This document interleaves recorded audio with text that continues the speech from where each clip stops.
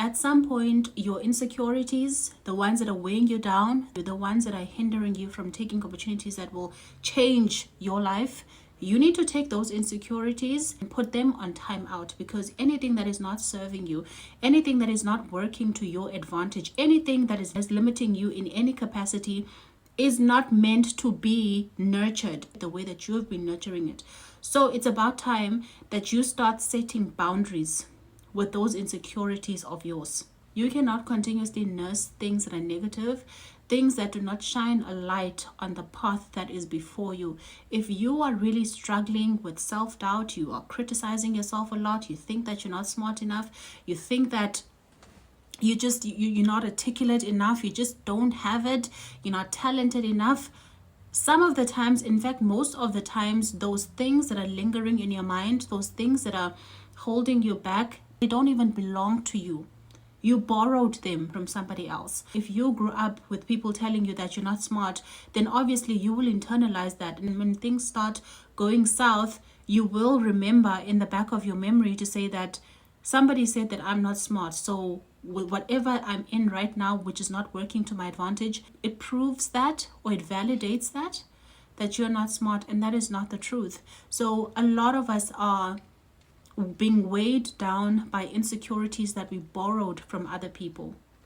If you grew up in an environment where nobody saw you, nobody acknowledged you, nobody gave you the love that you needed at the time, nobody gave you the validation, nobody affirmed you. If you grew up in a situation like that, it will result in insecurities when you are older.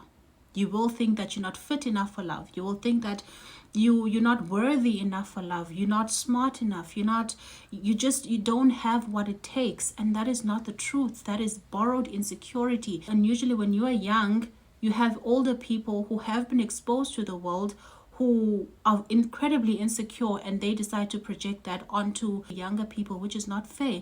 So you need to reject that. Put that insecurity in timeout, because it does not belong to you. I cannot stress enough the importance of setting boundaries with your insecurities, because they are not your God. They are not the standard. They cannot determine how you proceed further. They cannot determine the opportunities that you take. You need to stop limiting yourself and finding validation in those insecurities. They don't even belong to you most of the time. So you need to work around that. Put them on timeout.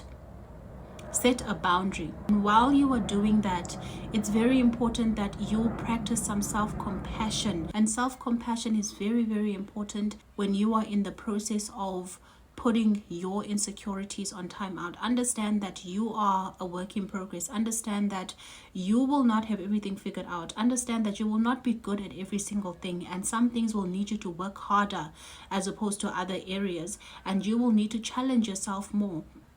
So you being self-compassionate is you challenging those insecurities that you have put away. It is you challenging those insecurities and strengthening those borders that you have set with your insecurities so that they will not rule you. So allow yourself to make mistakes. That is you being self-compassionate.